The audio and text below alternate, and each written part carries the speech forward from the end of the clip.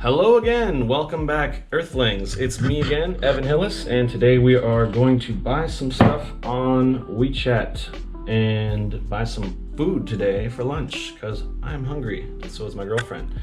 Now, in the US we have stuff like Postmates or Uber Eats, stuff like that. It's pretty expensive from what I know. I remember my friend, he lives in LA, he was telling me he was gonna buy a burrito for $20 with all the delivery fees and tip and everything else that goes into it. Obviously he lives in downtown LA, so it's probably a little bit more expensive, but one thing in China is that it's super cheap for delivery for pretty much everything, food included. So we're gonna scroll through and see what we can find here. We've obviously got the classic, Western food chains like McDonald's and Subway, Burger King and all that. We've also got lots of Chinese restaurants we can choose from, and some other foreign restaurants and bars and stuff like that around here as well. Since I moved to the downtown part of the city, I have a lot of good options here. Basically, they'll let you order anything that's within, 5 kilometers or something like that. This place is a German place, and they have pretzels, which I love. So I do order from them from time to time. So this is all just part of the WeChat app. So you don't even need to download a different app. It's just part of this mini programs here. Scroll to the top, click that little kangaroo, and this app's called Meituan. So you can go to the top here, you can hit this one to see restaurants around, and you can just scroll through and figure out what you want. Today, I think I'm gonna look at this over easy by Senses. Senses is like a company that owns a bunch of restaurants around town that are all pretty somewhat high-end, a little bit expensive, but this is a good brunch place and it's a Saturday, so I would like to order some delicious brunch items. So I'm gonna get that plate of, breakfast plate, maybe some avocado on toast. I just hit those 2 buttons there, then I click this, which will allow me to pay for it. Then it shows my address here, and you can, once you get someone to put in your address, if you don't know how to write Chinese, it'll stay in there forever, so you don't have to update it until you move or you need to change to a new place. And even if you're like at work and someone puts in your work address, it'll automatically use your GPS to recognize that you're at work. So that's pretty helpful too. This little number here is the time. Obviously they use military time here, so 15:59 is the delivery expected time, which is about 4 o'clock. And yeah, we're having a late lunch today, don't judge me. And then they have other things down here, suggested stuff.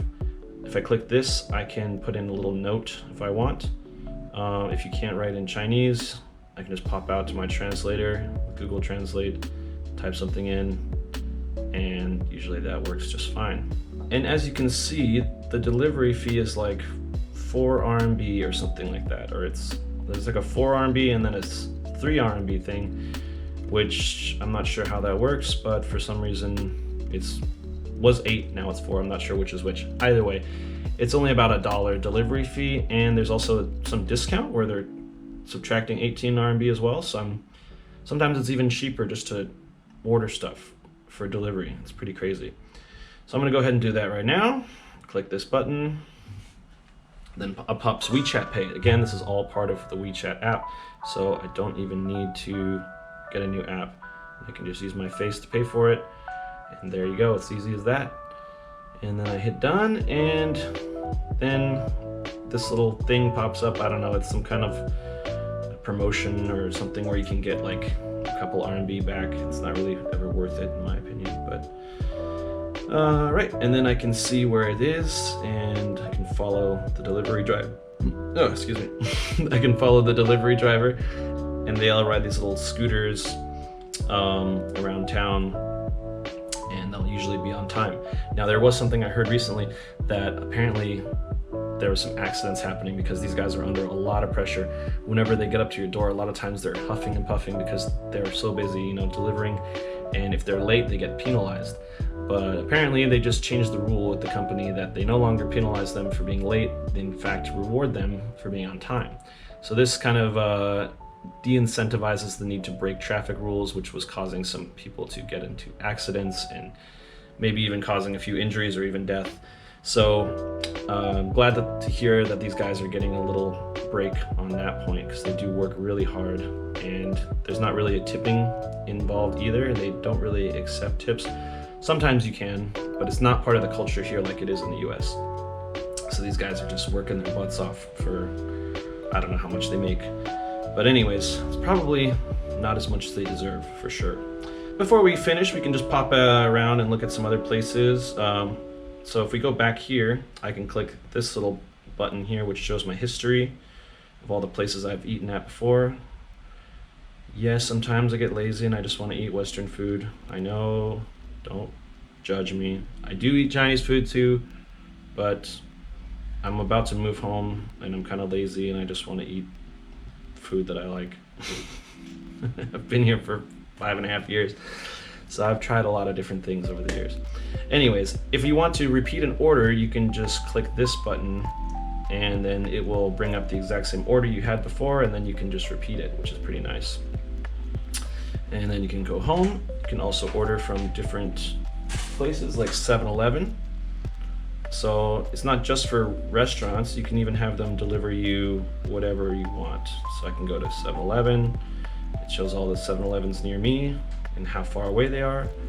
I can click on that and you can literally just get groceries or whatever you want. Beer, snacks, all kinds of stuff. Just deliver it to your door if you don't feel like going out.